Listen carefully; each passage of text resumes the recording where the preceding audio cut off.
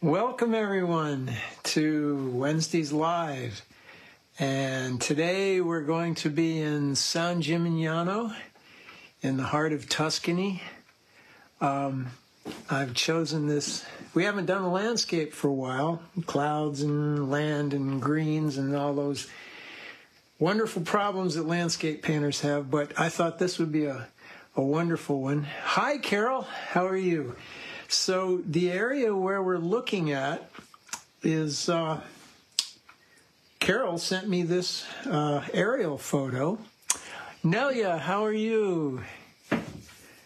I think this is San Gimignano, and very ancient medieval city, and I believe I am standing somewhere along here looking out there, because I think this area is this area. So we're looking about almost due west at 2:45 in the afternoon. We're getting, the light is kind of straight down. But if you look at this, beautiful as this is, there are some very, very definite problems.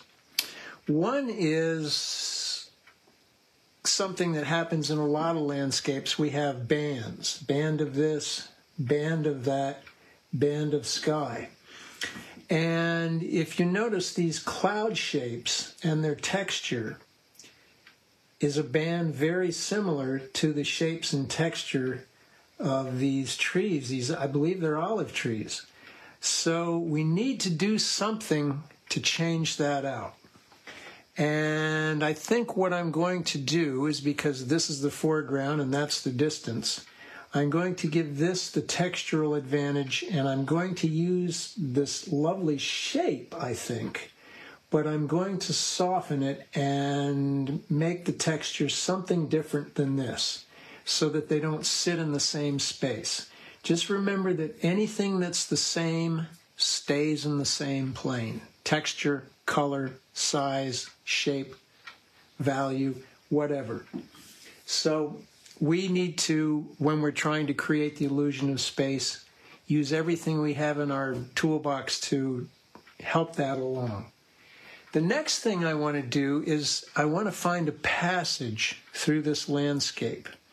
And again, we have band, band, band.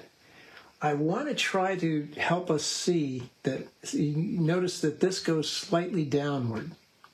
We go here, out across these lovely buildings, which I want to emphasize a bit more, up to here, and through here. So we can make a sort of a Z shape to help us go back into the landscape in a pleasing, happy way. So the trees are going, here's our rectangle. The bottom of the trees is going to be something like that. The buildings will come back here. We'll pick up some of those other trees and we'll head back into this area. Then on that ridge, and then the distant mountains there. So it's like that. And this is what I like to call a sort of a passage through the subject. In fact, the French term for landscape is paysage, which is just take out one of the S's in passage and substitute a Y. So I'm actually going to, and maybe this is a little bit, might seem a bit odd, but I'm going to just lay in my Z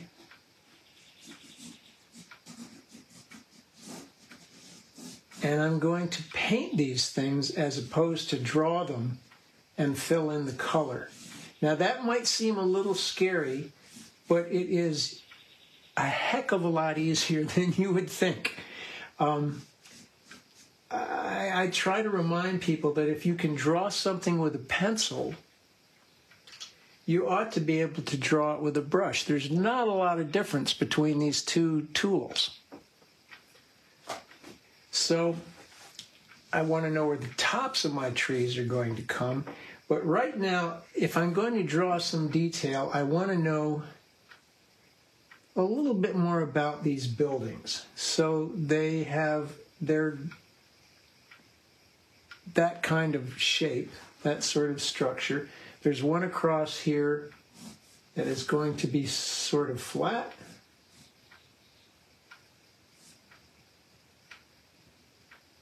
Well, let's make it a little less that size. Okay. And there's some here that are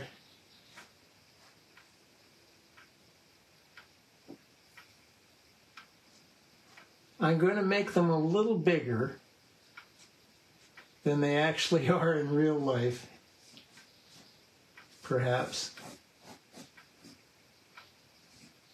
because it's my artistic prerogative. And it's in the service of leading our eye back into this lovely space. We do have some interesting things going on here. Off to the left is a staircase that leads down to this villa. And I think I want to try and leave some light spots to indicate that. If I can't, I'll just do what I can. Okay, not a lot of drawing here. Let me darken it. Well, I don't want to darken this one. I do perhaps want to maybe darken this where the trees are going to go. But I want these shapes to be painted more than I want them to be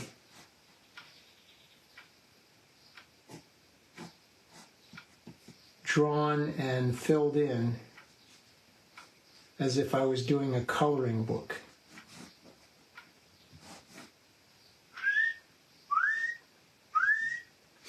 All of that, this lovely business back here, all that's going to happen when we work with our brush. Now, first decision I have to make. The three planes. We have the plane of the ground, we have the plane of the sky, which is over it, and then we have the plane of the trees and the buildings, which is vertical. So they're perpendicular to those two planes. The decision I want to make is which one of those is the darkest, which one of those is the lightest, and which one of those is the medium value. And then I want to decide if the medium value is close to the light value or the dark value. If you look at the sky and you look at, not the clouds, just the blue sky and the ground, obviously the sky is darker than the ground. The light plane is the ground. Yes, there are some very light spots from the structures, but essentially if you squint, close one eye and half close the other, those buildings sort of drop in. The darkest values are if I squint, the blues and most of the greens are about the same value except for where they're in shade. And that's typical for midday to late afternoon, early afternoon lighting, where it's getting a fair amount of illumination, but light, medium, and dark, the dark accents. So the plan will be to create a sky that's a nice shape, has those colors, but doesn't mimic the texture and the shape of the olive trees. So 11 by 15 Saunders cold press, 140 pounds. The colors today, we're going to be using probably a few more colors than usual.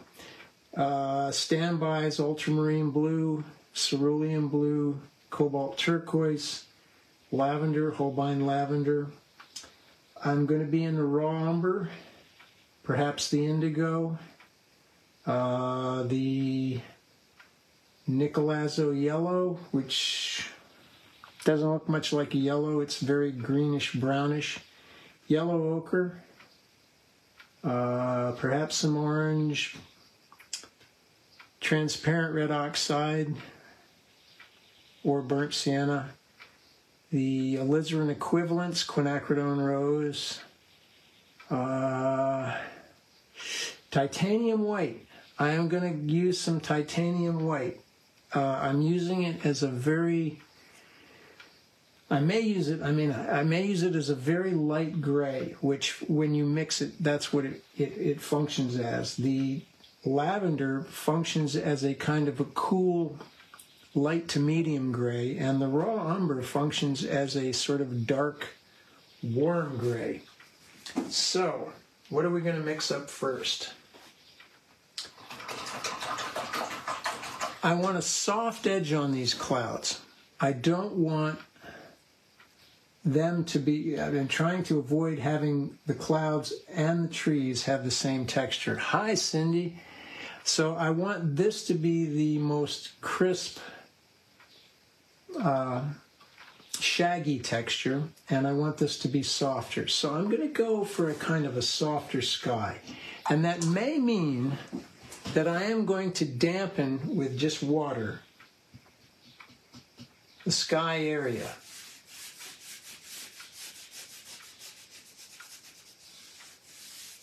Down to the horizon.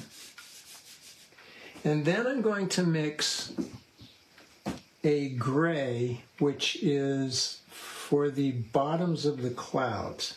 I'm going to use Holbein lavender.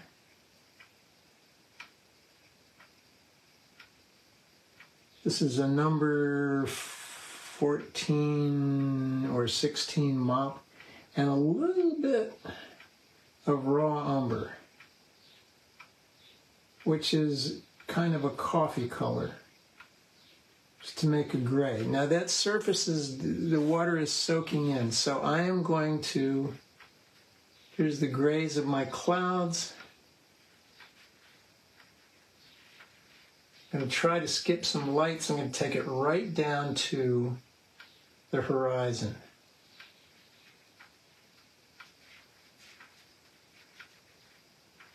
And Nelia is laughing because she's so good at this.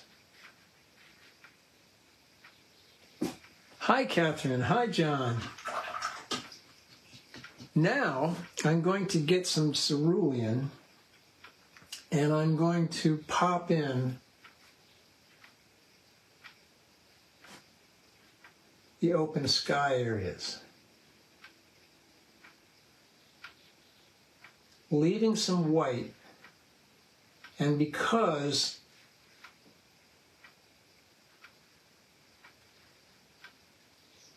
the paper is damp, the edges here are going to be very soft, I hope.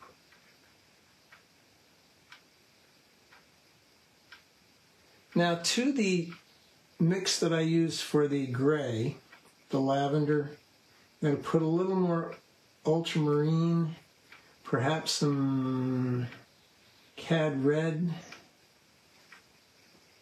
and I'm going to address, while this surface is damp, this is a slow moving mix, but it's not very dark. I want to put some bases or bottoms on those clouds.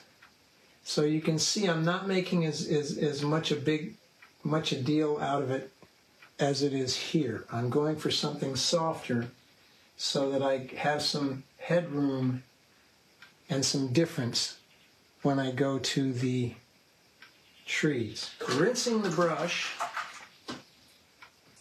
blotting it, maybe getting a little bit more cerulean, and touching into the top. And this is a little denser mix of the cerulean, because typically the zenith of the sky, top of the sky, will be darker than the lower portions in the horizon there. Might even sneak in a little over the side here. Now, we're going to work from the back forward. Hi, Jan. But first, I'm going to get some transparent red oxide and maybe a little bit of the quinacridone rose. And I'm going to place it in the areas where the buildings are going to occur. It's an area. It's not. I'm not painting a structure. I'm painting an area because I'm going to create those shapes by painting the trees around them because they're darker, so they'll cover. So I'm putting a little bit of yellow ochre into that same mix for the closer ones, just to have some difference. And there's some of that down here. And if I overshoot, it's not a big deal because I will be coming around with darker things to create those shapes. Hi, Michael. So you see I'm already starting a bit of a Z here to lead the eye back into the painting. This edge is still a little bit damp. I'm going to go to a smaller, slightly stiffer brush, the Oriental brush, and I'm going to get some cerulean, a slower moving mix, and some ultramarine, maybe some turquoise. Yeah, some turquoise, cobalt turquoise. I want this edge back here where the mountains meet the sky to be rather soft. So touching right where the sky meets it. Oh, you know, I think I want a little more water in that. I don't want it too dark. I want it to look far away. I don't know what mountains these are. I probably could find out. But the other thing is this, let's make it a little, putting a little bit of this nickel yellow to greener as I come forward. I'm going to come forward. I'm going to delegate my blues and greens so that my farthest distance will be almost very blue. And it gets a little greener as it comes forward. Now I'm going to put a little bit more yellow in that, perhaps some yellow ochre because I don't want it to be too bright. Maybe a little bit of the lavender to cool it down and to dull it, because that lavender functions as a gray. So remember, the greens that are far away are going to be not as vivid as the greens that are close up. Little bit more yellow ochre. When I get closer, I'm going to get vivid. Now there's a lot of dark greens, bluish greens. They will be painted over top later because they're darker. We need these to be not very obtrusive because they will be subordinate to the greens down here. Well, mostly down here. A little bit of the Nicolazo yellow to get zippier, more vibrant.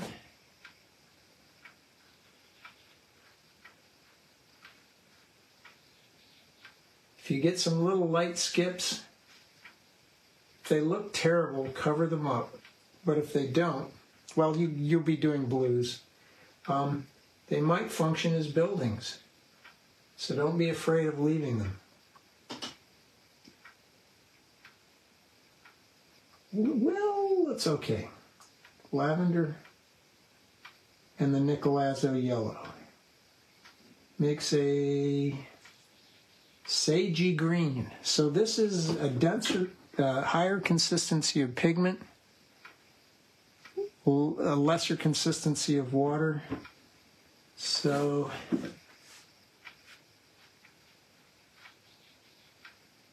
it's a little bit darker, as you can see.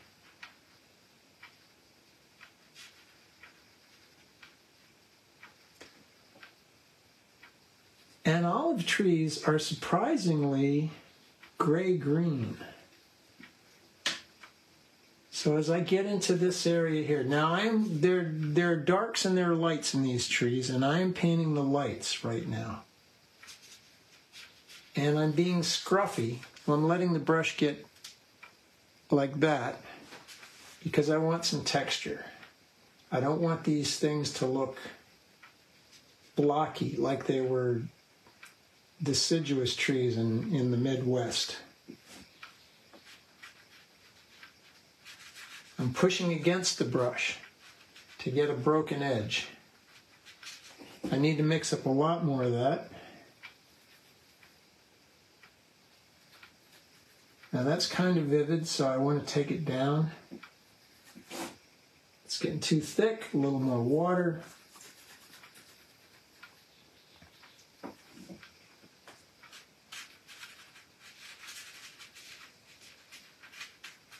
Try to maybe even leave some light specks, because there are some light. I'm on the end of the brush. Perhaps a little more water.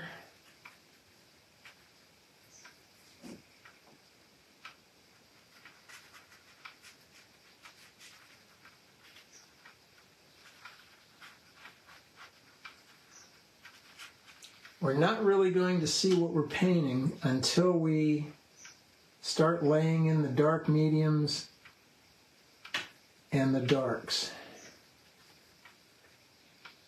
Let's put a little turquoise in it. And a little water.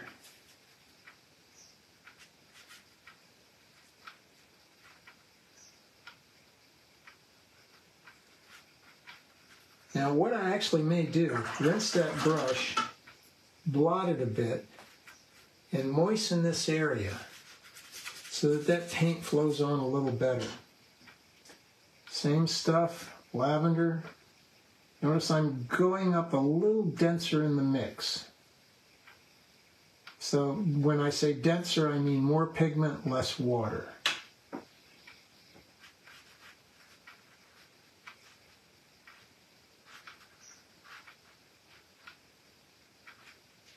Now there's some lighter areas under here. I'm going to try to do them.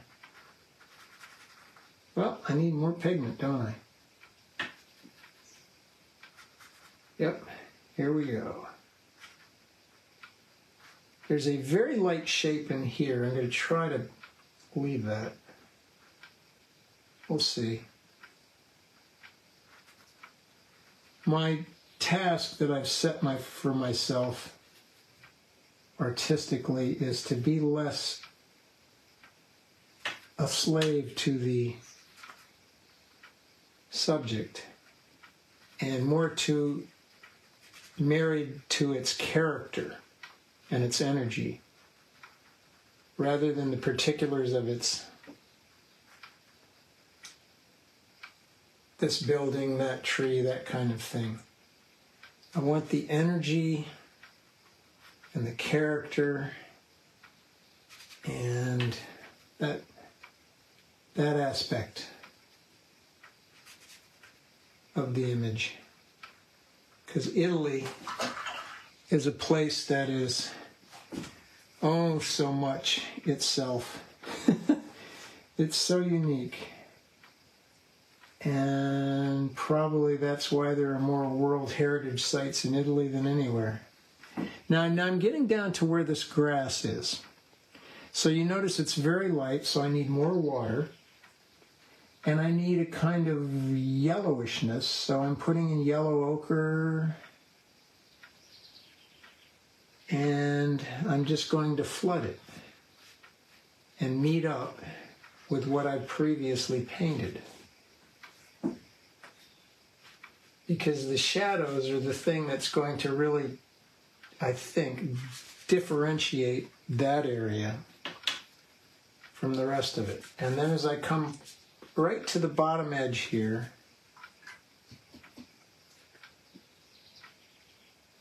yellow, perhaps a little bit of the transparent red iron oxide.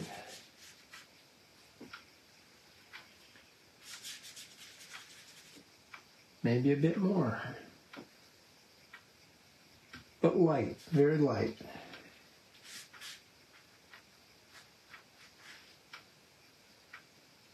Very runny. That's how we get the light value.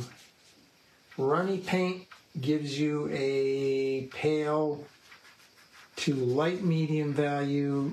Slow moving paint begins to give you a medium to dark medium value.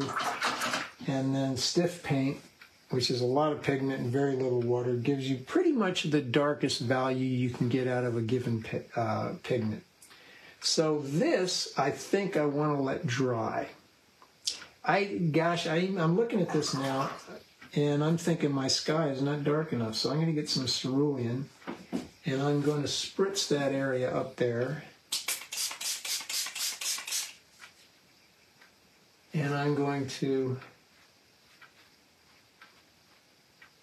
darken it because I'm trying to make sure that the plane, this sky plane, is darker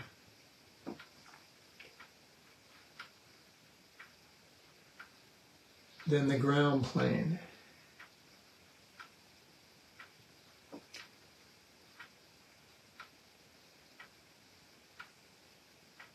And this will let me maybe even define the clouds a bit more. That's lavender, raw umber.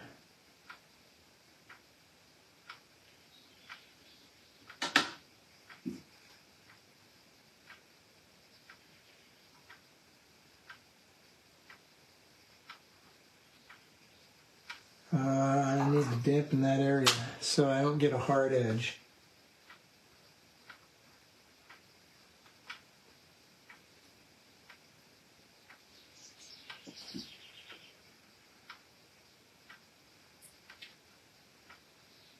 Trying to be very careful and not create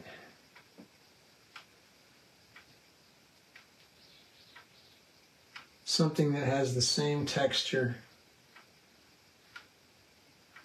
as the olive trees in the foreground. And I've got some things that could become hard edges up here, so I'm rinsing, blotting, and I'm going to walk them down. Okay. This, I think we have to dry.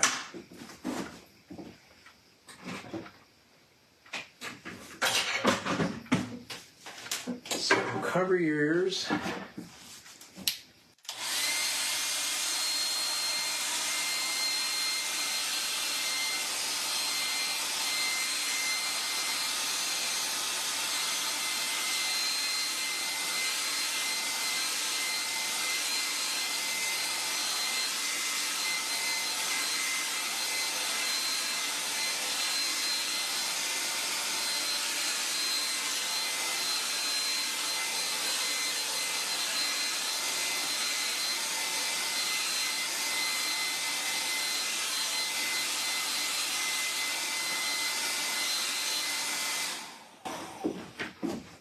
Okay, back to the Oriental brush. Now, what the green here right now is the lighter portions of the green. What we're going to do is we're going to paint these darker greens. What is this called? Montestafoli, the Rocca of Montestafoli. That's what the geotag tells me. Okay, working background to foreground. I want a blue but I don't want a rip-roaring blue, so I'm going to mix it right into the ultramarine, right into this existing pile of color, which now has to harmonize with that. So I like these things.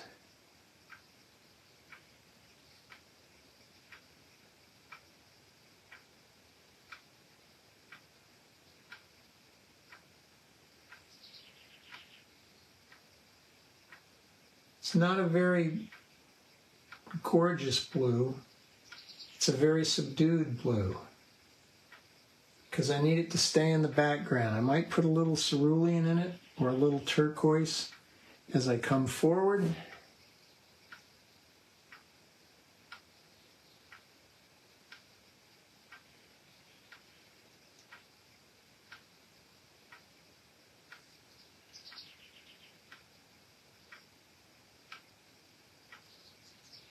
Looking for those shapes.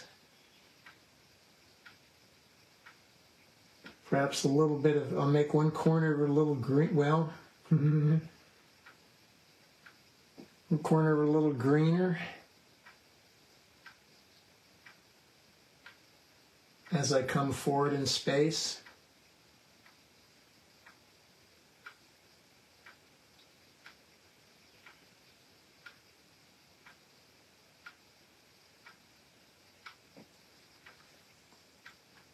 A little blue. Ooh, wait a minute. Maybe that's too blue. Let's put some turquoise and some lavender in it to tone it down.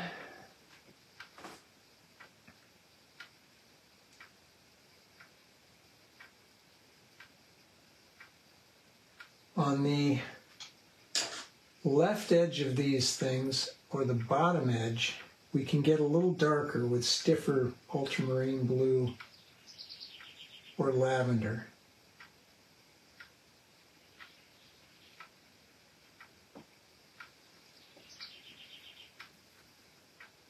A little more yellow because we're coming further forward.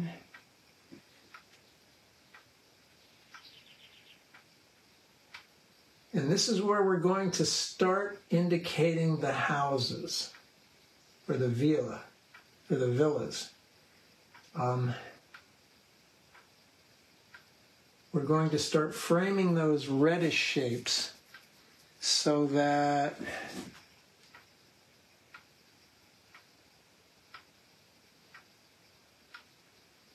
they begin to look more structural. I'm going to put the odd individual tree here. There are some of those, I want to call them arborvitae, but I don't know. So they're all over out there. And they're so beautiful. It's such a beautiful place. Just make them bigger as you get close, shorter and smaller as you get farther away.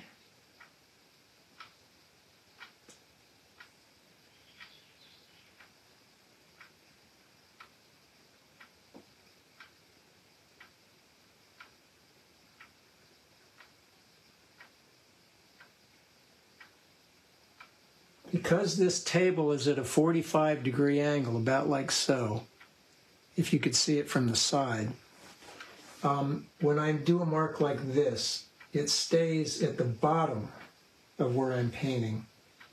It doesn't, if this were flat, then when I put that darker blue in, it would spread all the way into the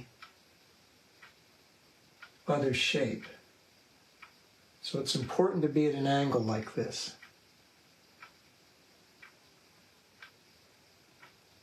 Now I'm going to put some raw umber into that and some yellow, that Nicolazo yellow, to get a deeper, more olivey green, maybe a little bit of turquoise too. Because in here we're starting to get some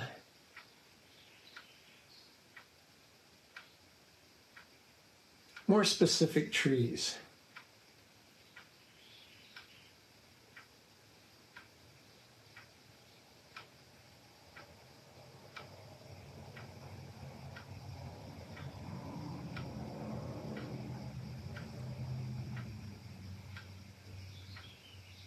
And I'm using these dark shapes to frame the reddish shapes to make the buildings come out.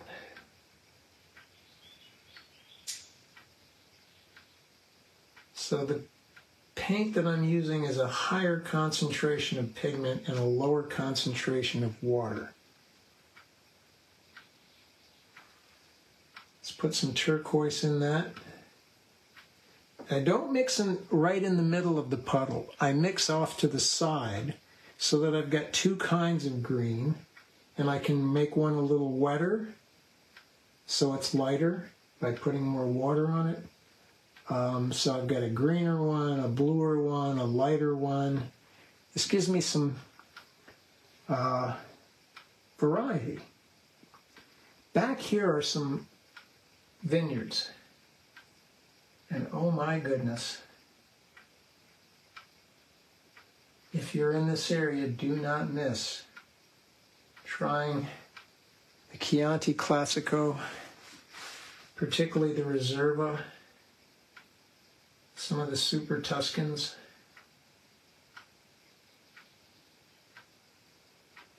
Italy produces more wine than any country in the world, and they're good at it. Now, as I get down here to the front, beginning to get to the front, I'm going to start mixing in some lavender and some, wait a minute, let's see, more lavender and that yellow and a bit of water. I'm going to start trying to do, I'm up to my olive tree. Okay.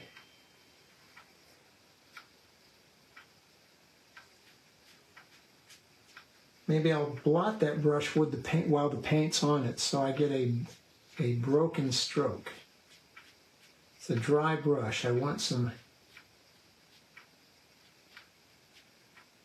to indicate the tops of these trees. Another thing I can do is I've got a dryish brush, and you notice when I stick it down in here, it creates a footprint.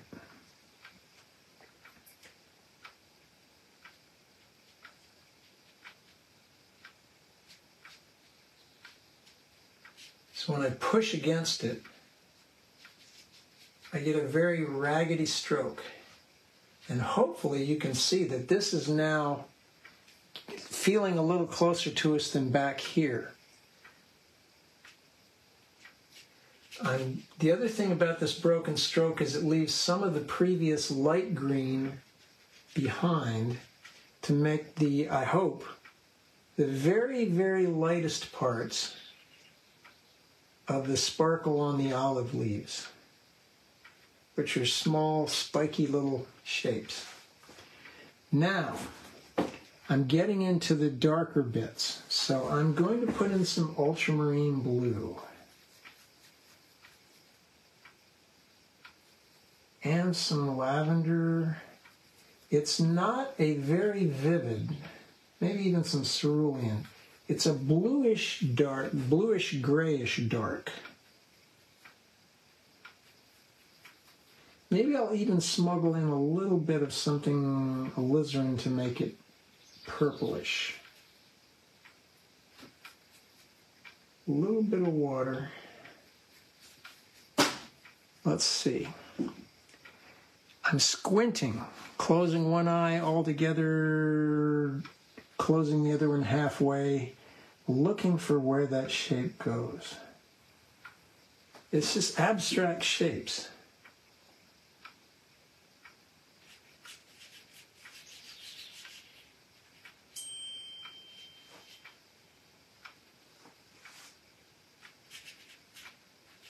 Leaving some of the, there's their footprint again. Leaving some of the other color behind. We might need to spray this because it's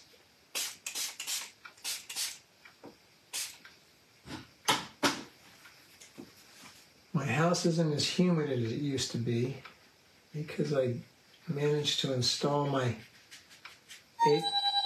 HVAC on Monday, and it works. So thanks to the air conditioning, the house is less humid.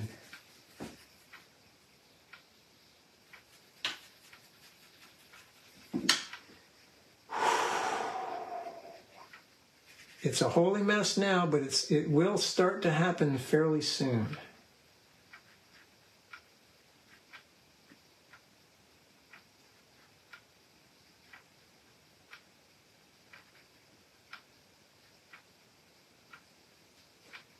A little more ultramarine. A little bit of raw umber. Remember, we're thinking that as a warm gray. We don't want this color to be too vivid. The olive tree is not a vivid green tree. But the shadows do strike me as being a bit warmer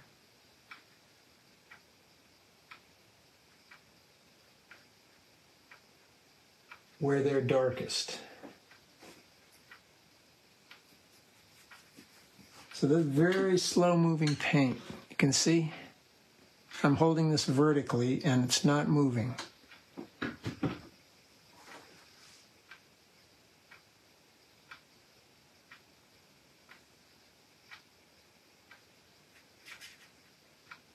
Okay, now I have to start drawing these things more specifically. So the brush, because it's a longer hair brush, I can get on the point like so, and draw a trunk, or I can push down into the big part of the shape. Let's not make it the same all along. Let's draw umber and turquoise. Let's try that. I want to keep the value the same, but I want to modify the hue just a bit.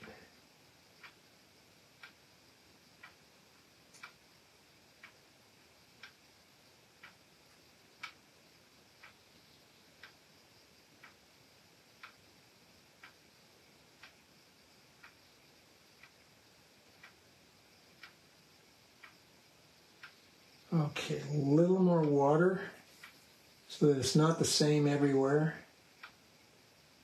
Value in terms of its value.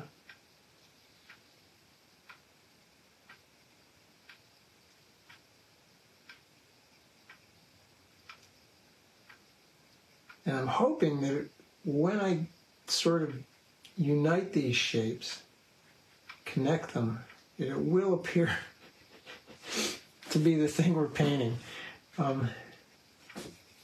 Okay. Lavender. Raw umber. Cerulean. Raw umber. Maybe a little bit of green. There, it's green. I call it green. It's Nicolazzo yellow. It's a very greenish biased yellow. Now these trees, the spacing, because they are planted, it is going to be somewhat regular. So I need to do something to break that up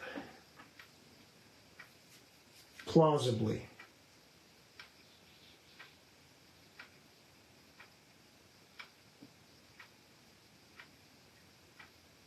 So that the spacing between here, here, here, here, and there is not all the same, even though they are planted that way.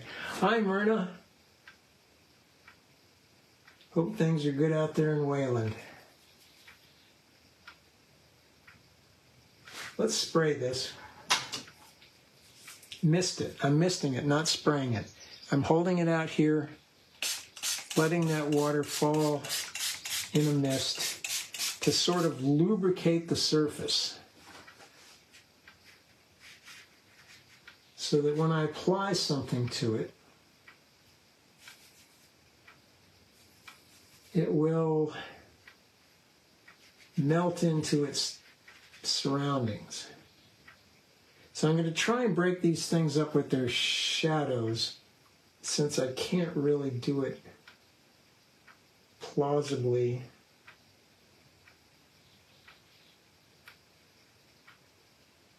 with the, or there's other things I can do I'll show you. We'll just talk about it as we do it. I can make groups of 3.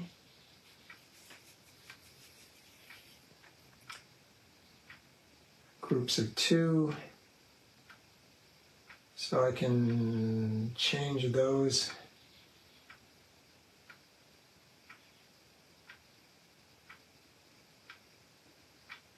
Now, these shadows underneath, cast shadows underneath the tree.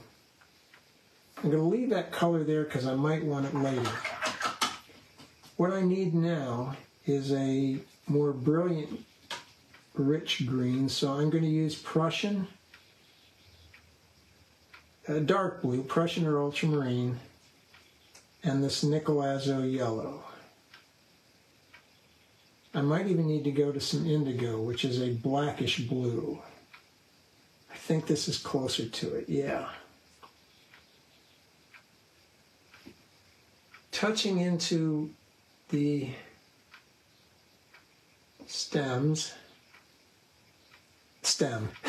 trunk.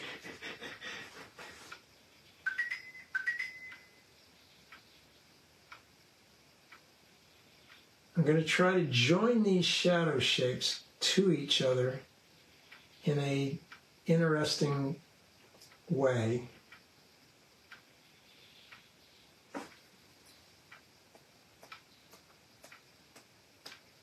Even splatter a bit to get some smaller size. Could even touch into that wet surface some blue or some raw umber to really deepen it. While that surface is wet, you can touch paint in and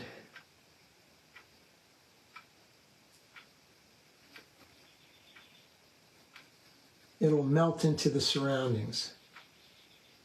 The back edge of the shadow will be a little sharper. The part further from us will be a little sharper than the edge that's coming towards us.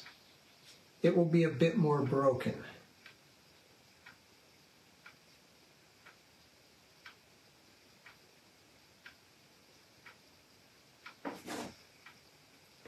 More indigo.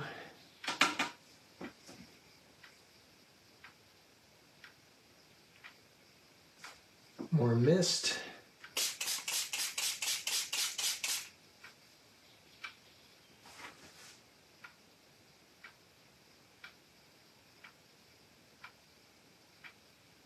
There's a lot of darkness back here, isn't there? Right about there. Touching into some stiff, creamy indigo.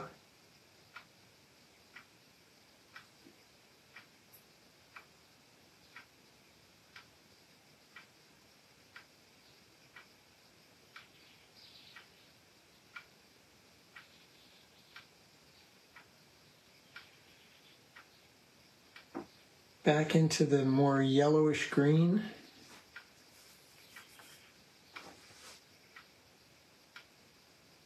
Again, a broken stroke, so I might start with some splatter.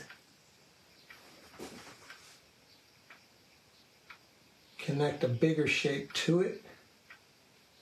Now here it gets quite dark, so I'm going to go with the raw umber and the indigo. This is creamy paint. Aaron, bonjour.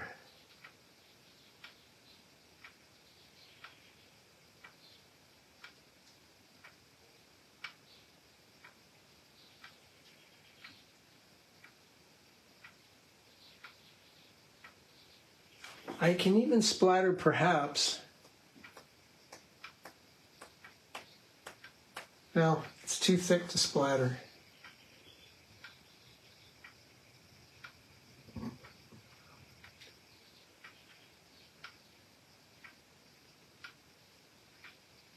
I want to indicate that the shade under these trees is very dark, very rich.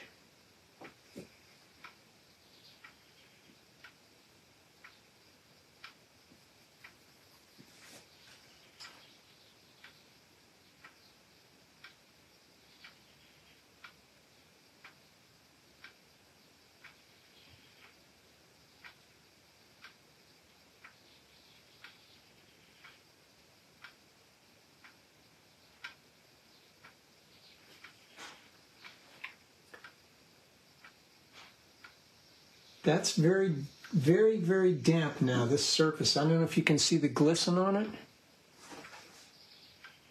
Well, thank you, Carol. No, I'm trying to convey what I saw. When you see these things for the first time, when you come on them cold, it's very hard for me to, I almost hyperventilate. It's so exciting.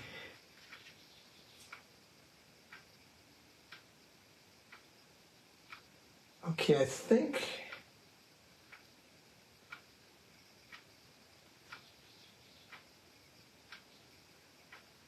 some places I want a little bit more solid shape underneath here. I'm going in with the surface is damp because I misted it. Going in with the cerulean blue. And if the shapes look too geometric, or I'm trying to make them more organic.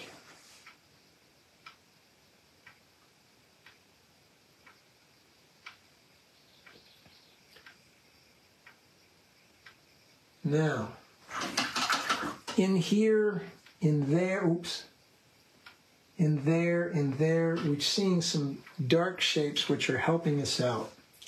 So I'm going to get some turquoise, ultramarine, a little bit of indigo, bluish darks.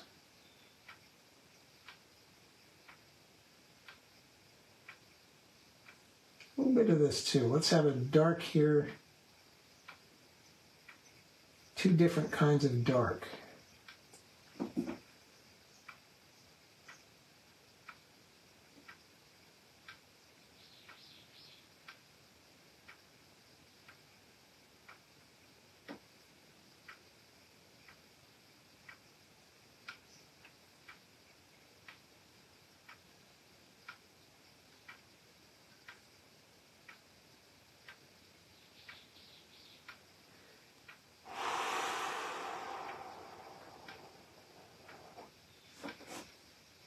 I need to put some alizarin or quinacridone rose into this to make a purple. I do actually have a purple here, but I like to mix it.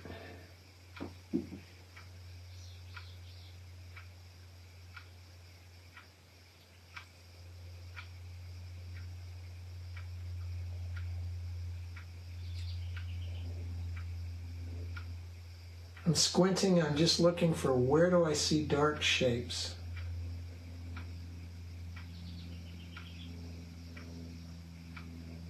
Because for a painting, it's about the shapes.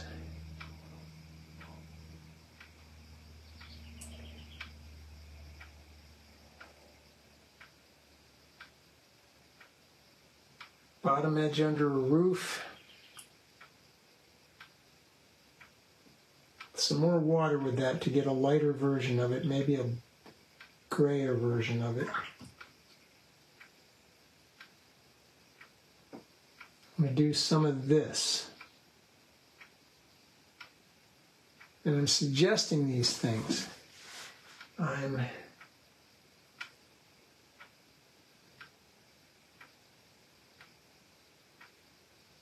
not painting them specifically per se.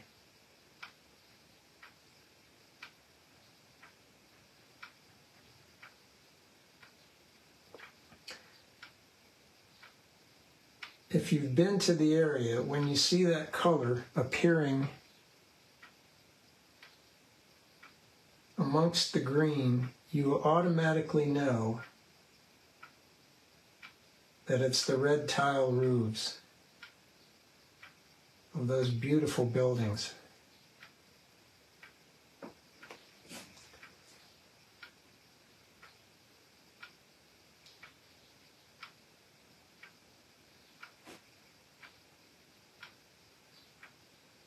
Now,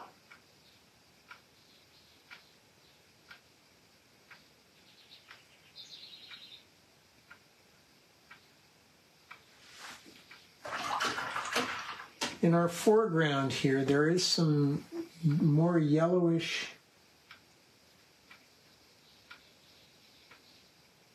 green and some kind of thing out here, and I have no idea what it is, but it's too close to the edge for us to delineate it with any sort of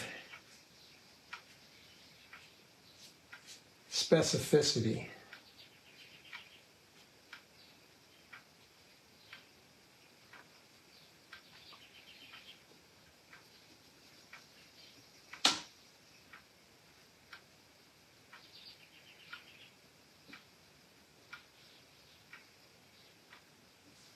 Maybe I'll even splatter a little right here.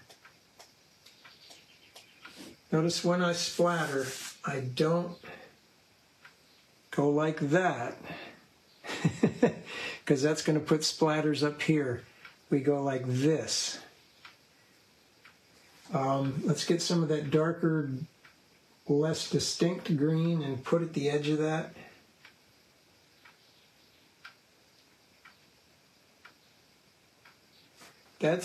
What is that? Well, we don't know, but what I'm making it be is something that leads the eye back here.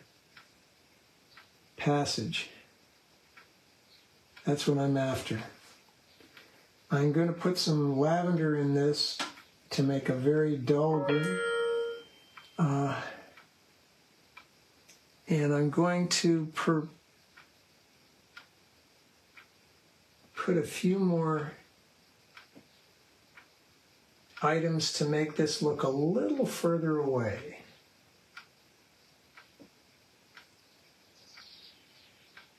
Frame my houses a bit better.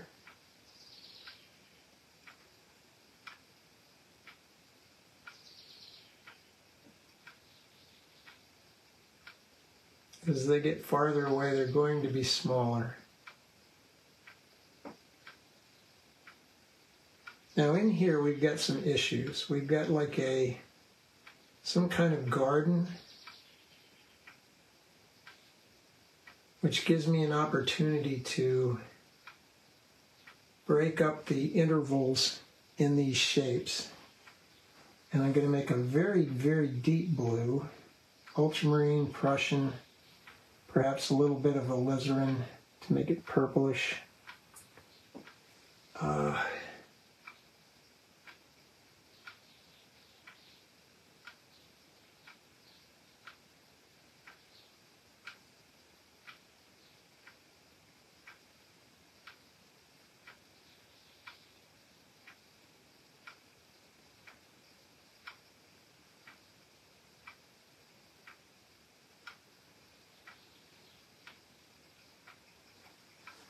I'm seeing back here it's a more brilliant green. Maybe I'll just get some yellow. Dirty yellow, which always becomes green. Hi, Cindy.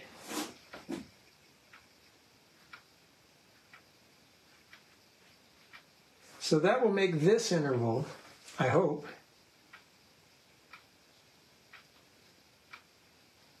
look different than that interval. And then maybe we'll skip.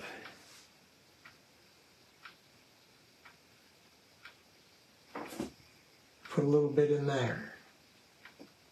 And perhaps a little bit of that with some, oh, let's put some turquoise in it.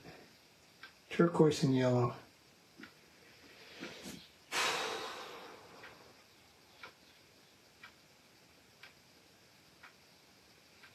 Closer greens.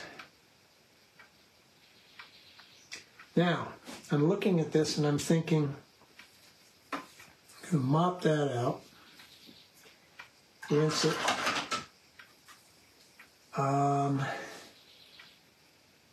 put some raw umber in it because I want it to be a brownish color.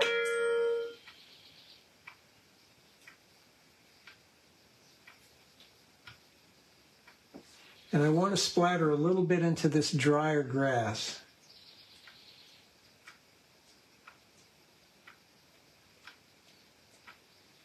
And then I want to smear it horizontally.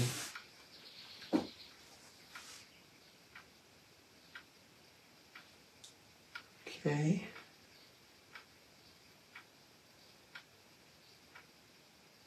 Some lines on that tile roof. I still need some darks. Prussian, alizarin, and that.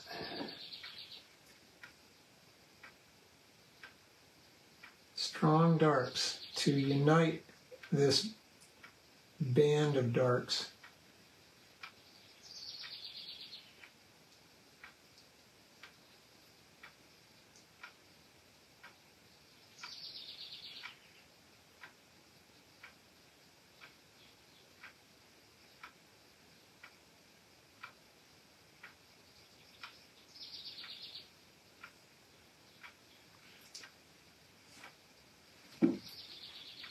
Yeah, I need more texture up here.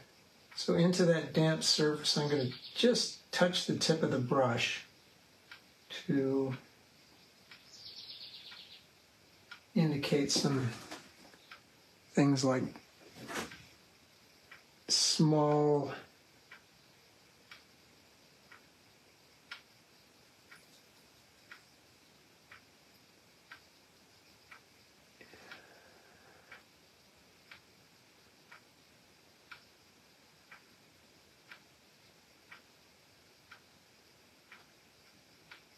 tying my darks together. Prussian, alizarin,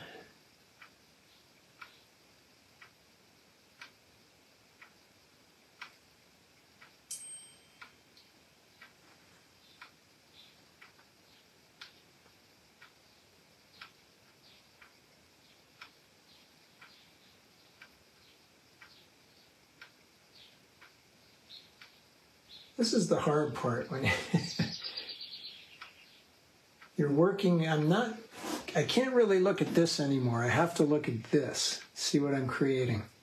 So I think I need some strong darks like that,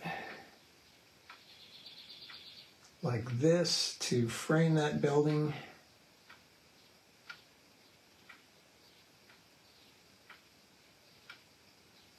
Perhaps in here.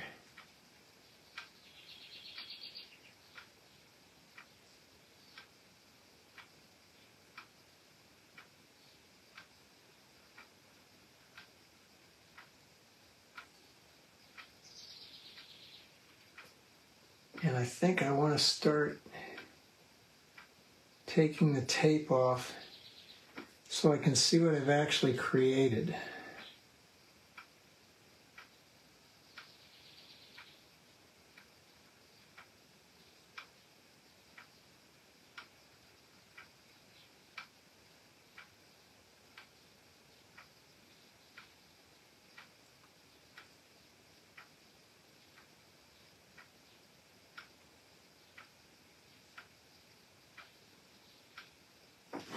Okay, let's do that.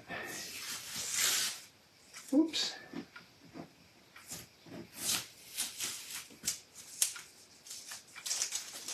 Aha, I can see something already.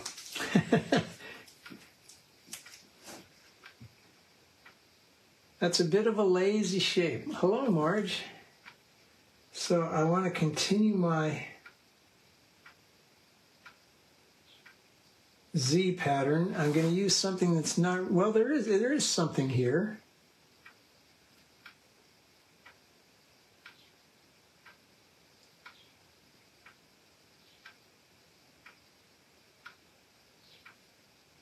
And then I can put some of that dirty yellowish green or greenish yellow over here, and some of the slightly darker greenish yellow in here. Perhaps a spot of it there. Trying to break up this shape so that it doesn't become too much of a thing unto itself. And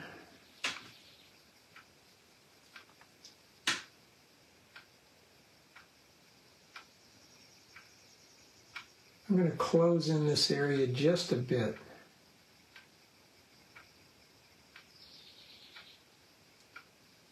So that these intervals between the trees are a little bit different.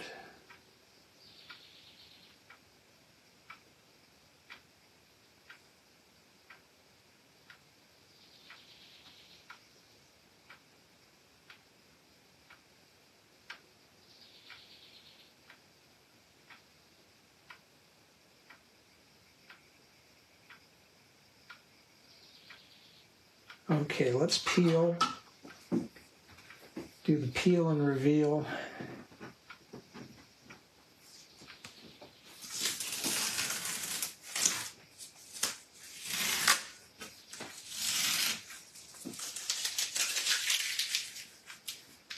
And see if that tells us something. Okay. I see something. I'm going to dry it.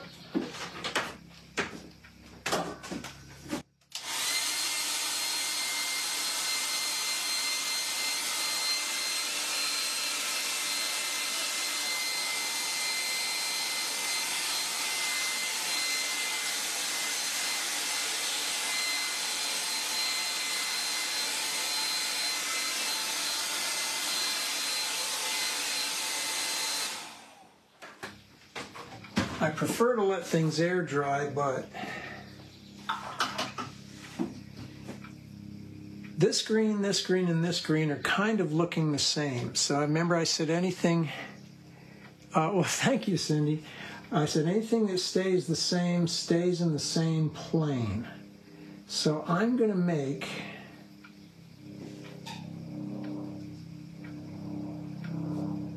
with some dry brushing, I'm going to make the grasses up here a little bit more vivid so that that comes forward to that. And then I'm going to put some blue into that same green, and I'm going to create a little bit of foliage texture back here. So that and that and that are now a bit different.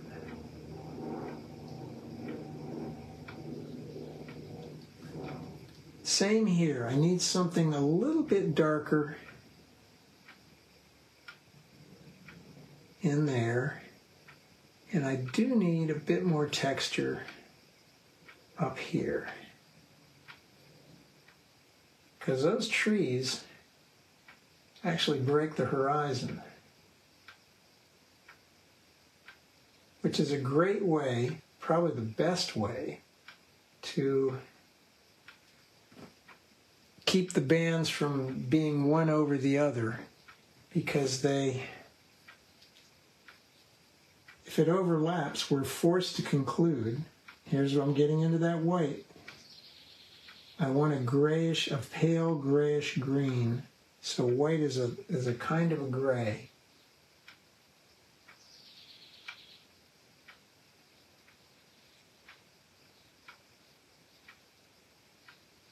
Because it's not as white as the paper, so that means it's darker than white, thus it is a gray. And I know that the Transparent Watercolor Society of America frowns on it. They strike me as a cheerless bunch who need to go to Tuscany and try the wine.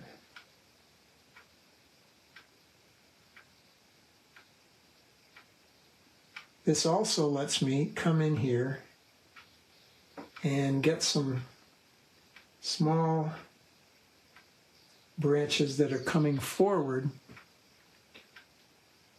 and catching the light from above.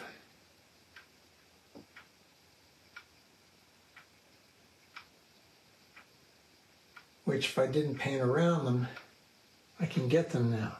This will dry with the same reflective character as the paper itself, so one needn't worry that.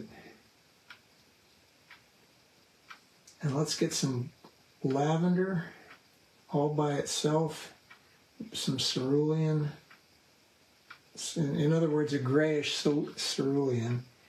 And I want to break these areas up just, well, it's darker, ultramarine too. See, that makes a grayish blue.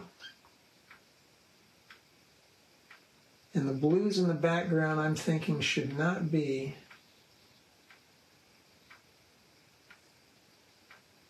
as vivid as any blue that I might have in the foreground.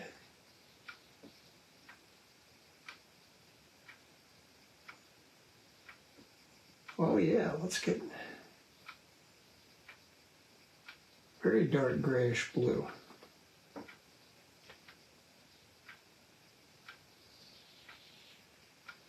Framing buildings. Separating something in the middle distance from something in the foreground, and consequently separating it from something in the background. So I think this is where I'm going to stay and look at it. And if I see something that continues to bug me, I will address it. But I don't want to just keep sticking things in there, because there's a kind of a point of no return, and you almost always go overboard, or at least I do. So there.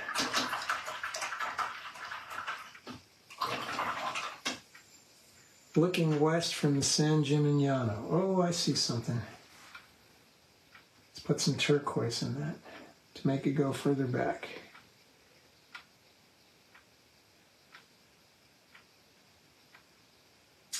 Here we go, yeah, here we go.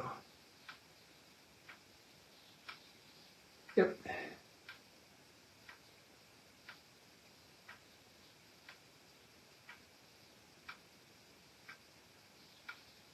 Oh, what a beautiful place that was.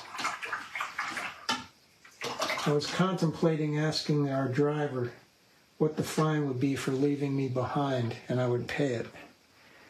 But we went on to... Then I would have missed the tasting at the winery in San Donato. So here we have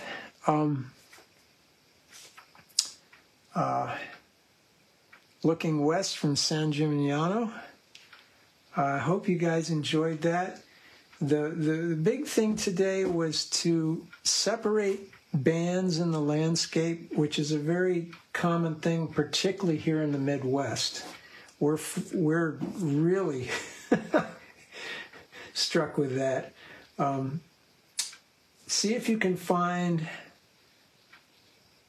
a passage that takes you back into the distance.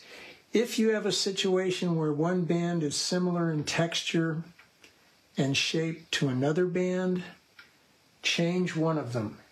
Usually that will mean making the one that's furthest away softer, letting the one that's closer to you be a little bit more specific in shape and higher in texture, more vivid in color.